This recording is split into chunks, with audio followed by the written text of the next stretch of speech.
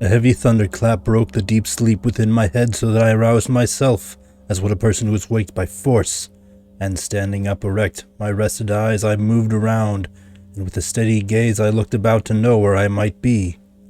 Truth is, I found myself upon the verge of pain's abysmal valley, which collects the thunder roll of everlasting woes. So dark it was, so deep and full of mist, that howsoever I gazed into the depths, nothing at all did I discern therein. Into this blind world let us now descend, the poet, who is death-like pale, began. I will be first, and thou shalt second be. And I, who of his colour was aware, said, How am I to come if you take fright, who are wont to be my comfort when afraid? The anguish of the people here below, he said to me, brings out upon my face the sympathy which you dost take for fear. Since our long journey drives us, let us go. Thus he set forth, and thus he had me enter the first of circles girding the abyss.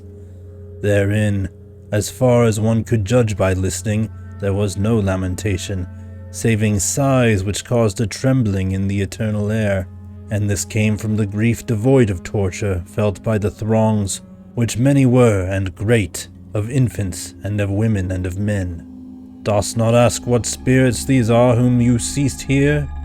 Now I would have thee know, ere you go further, that these sinned not, and though many merits have, 'tis not enough, for they did not have baptism, the gateway of the creed believed by thee, and if for Christianity they lived, they did not with due worship honor God, and one of such as these am I myself. For such defects, and for no other guilt, we're lost, and only hurt to this extent, that in desire we live deprived of hope. Great sorrow filled my heart on hearing this, because I know of people of great worth who in that borderland suspended were. Tell me, my teacher, tell me, you my lord. I then began through wishing to be sure about the faith which conquers every error.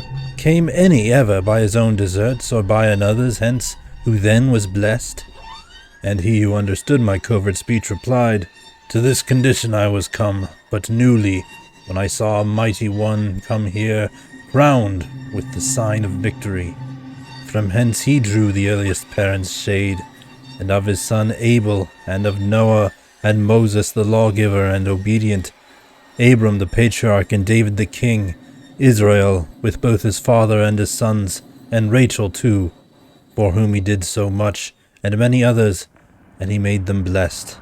And I would have thee know that, earlier than these, there were no human spirits saved. Because he talked, we ceased not moving on, but all the while were passing through the wood, I mean, of thickly crowded shades. Nor far this side of where I fell asleep had we yet gone, when I beheld a fire which overcame a hemisphere of gloom. Somewhat away from it we were as yet, but not so far but I could dimly see that honorable people held that place. O you that honourest both art and science, who are these people that such honour have, that it divides them from the other's life? And he to me, the honourable fame which speaks of them in thy live world above, in heaven wins grace, which thus advances them. And hereupon a voice was heard by me, Do honour to the loftiest of poets.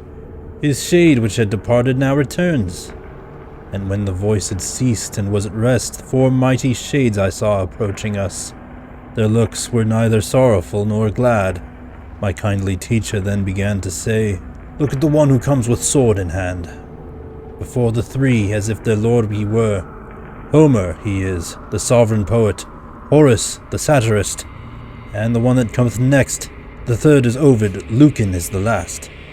Since each of them in common shares with me the title which the voice of one proclaimed, they do me honour, and therein do well. Thus gathered I beheld the fair assembly of the masters of the loftiest song, which soareth like an eagle over the rest. Then, having talked among themselves a while, they turned around to me with signs of greeting, and when he noticed this, my teacher smiled. And even greater honour still they did me, for one of their own company they made me, so that amid such wisdom I was 6th. Thus on we went as far as to the light, talking of things whereof is silence here becoming, even as speech was where we spoke. We reached a noble castle's foot, 7 times encircled by high walls, and all around defended by a lovely little stream. This last we crossed as if dry land it were. Through 7 gates with these sages I went in, and to a meadow of fresh grass we came. There people were with slow and serious eyes, and in their looks of great authority. They spoke but seldom and with gentle voice, and therefore to one side as if drew back into an open space so luminous and high that each and all could be perceived. There on the green enamel opposite were shown to me the spirits of the great, foreseeing whom I glory in myself. I saw Electra with companions many, of whom I knew both Hector and Aeneas, and Caesar armed with shining falcon eyes. I saw Camilla with Penthesilea upon the other side, and King Latinus, who with Lavinia his own daughter sat. I saw that Brutus who drove Tarquin out, Lucretia, Julia, Marcia, and Cornelia, and all alone I saw the Saladine. Then, having raised my brows a little higher, the teacher I beheld of those that know, seated amid a philosophic group.